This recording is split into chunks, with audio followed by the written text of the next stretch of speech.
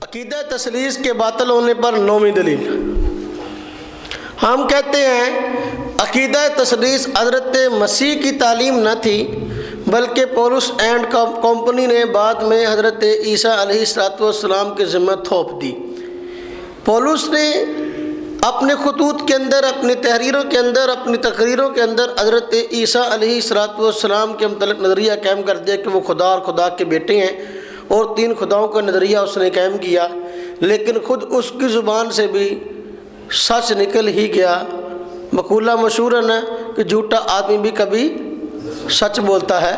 تو دیکھو خود اس نے تیموتھیوس کے نام پہلا خط باب نمبر 2 آیت نمبر 5 میں ایک بات سچ کہہ دی۔ کیا کہتا ہے؟ کیونکہ خدا ایک ہے، اور خدا اور انسان کے بیچ میں درمیانی بھی ایک، یعنی مسیح جو انسان ہے، یعنی مسیح جو انسان ہے۔ خدا ایک ہے اور ان کے درمیان میں واسطہ بھی ایک، یعنی حضرت مسیح جو کیا ہے؟ انسان ہے، خدا نہیں، کیا ہے؟ تو خود پولس نے اپنے پاؤں پہ کلہاڑی مار دی کہ لوگوں کو ثابت کرنے کے لیے یہ پروپیگنڈا کھڑا کیا تھا، یہ سازشیں تیار کی تھی خدا 3 ہے، لیکن اللہ پاک نے اس کی زبان سے سچ نکلوا دیا کہ حضرت مسیح انسان ہے اور خدا کی ذات ایک ہے۔ عقیدہ تثلیث کے باطل ہونے پر 10ویں دلیل، عیسائی حضرات عام طور پر حضرت عیسیٰ علیہ السلام کے خدا ہونے اور تثلیث کے نظریے کو ثابت کرنے کے لیے وہ حوالے بائبل کے پیش کرتے ہیں جس میں حضرت عیسیٰ علیہ السلام کے لیے خدا کا لفظ آیا ہے۔ پہلی بات تو ہم یہی نہیں مانتے کہ یہ عیسیٰ علیہ السلام کی تعلیمات ہیں، ان کے الفاظ ہیں۔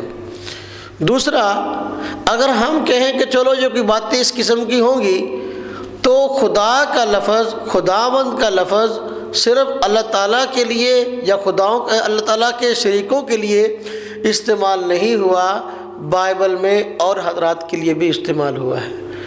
اگر تم ان الفاظ کو دلیل بناؤ کہ جی حضرت عیسیٰ کو ہم خدا اس لیے کہتے ہیں کہ ان کے لیے خدا کا لفظ استعمال ہوا بائبل میں، تو پھر ہم کہتے ہیں اسی بائبل کے اندر حضرت عیسیٰ، روح القدس اور اللہ تعالیٰ کی ذات کے علاوہ کے لیے بھی خدا اور خداوند کا لفظ استعمال ہوا ہے، تو پھر ان کو بھی تم خدا مان لو، پھر یہ نظریہ قائم کرنا خدا 3 ہے، یہ تو غلط ہو گیا نا۔ دیکھو ہم اس پہ کچھ آیات پیش کرتے ہیں۔ پہلی آیت، حضرت موسیٰ علیہ السلام کے لیے یہ لفظ استعمال ہوا۔ اپنا تورات کی کتاب خروج باب نمبر 7 آیت نمبر 1، اس میں لکھا ہے، پھر خداوند نے موسیٰ سے کہا، دیکھ میں نے تجھے فرعون کے لیے گویا خدا ٹھہرایا، اور تیرا بھائی ہارون پیغمبر ہوگا۔ تجھ کو فرعون کے لیے گویا خدا ٹھہرایا۔ اب حضرت موسیٰ کو خدا بتایا جا رہا ہے، اگر تو کسی کے لیے خدا کا لفظ استعمال ہو تو وہ واقعی خدا ہوتا ہے، تو پھر حضرت موسیٰ کے لیے استعمال ہو گیا، ان کو بھی خدا مانو۔ اسی طرح انبیاء کے لیے خدا کا لفظ استعمال کیا گیا۔ انجیل یوحنا باب نمبر 10 آیت نمبر 35، کیا فرمایا گیا؟ جی، جب کہ اس نے انہیں خدا کہا جن کے پاس خدا کا کلام آیا۔ جب کہ اس نے انہیں، ان شخصیات کو خدا کہا جن کے پاس خدا کا کلام آیا۔ جن انبیاء کے اوپر خدا کا کلام اترتا رہا ان کو خدا، یہ انجیل میں خود کہا گیا، تو پھر بتاؤ 3 خداؤں کا قائل ہونا کہاں صحیح ہے؟ یہ تو اور بھی کئی شامل ہو گئے، جتنے انبیاء اتنے خدا، نعوذ باللہ۔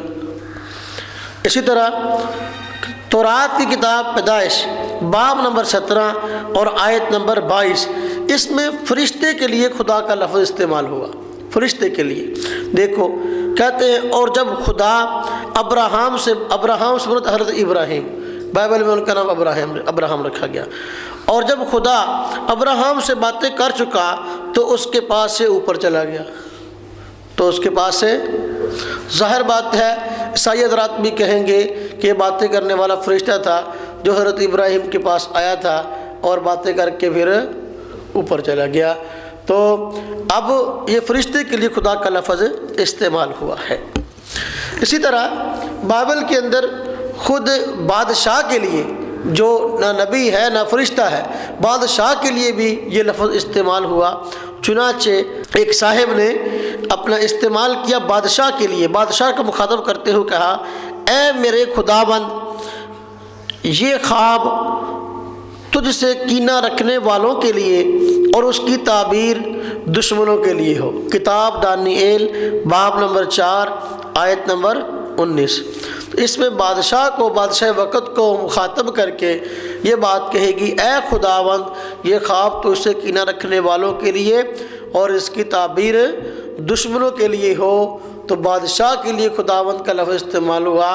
اس لیے ہم کہتے ہیں کہ بائبل کے اندر لفظ خدا اور لفظ خداوند محض ایک بڑے آدمی اور مقتدا کے معنی میں استعمال ہوا ہے۔ خدا کا معنی معبود حقیقی بائبل کی اصطلاح میں نہیں ہے۔ بائبل کی اصطلاح میں خدا اور خداوند کا جو لفظ استعمال ہوا اس کے معنی کیا ہے؟ بڑا آدمی، مقتدا، امام، اس معنی میں استعمال ہوا ہے، اس کا اور کوئی معنی معبود والا نہیں۔ وگرنہ پھر اگر یہ کہو گے کہ نہیں بھائی اس سے مراد معبود حقیقی ہے تو پھر تم کو 3 کی بجائے اور کئی خداؤں کا قائل ہونا پڑے گا، جس طرح کہ ہم نے پیش کیا حضرت موسیٰ کے لیے، تمام انبیاء کے لیے، فرشتے کے لیے، بادشاہوں کے لیے خدا کا لفظ استعمال ہوا ہے، پھر تو ان کو بھی خدا ماننا پڑے گا، تو تثلیث و توحید والا نظریہ باطل ہو جائے گا۔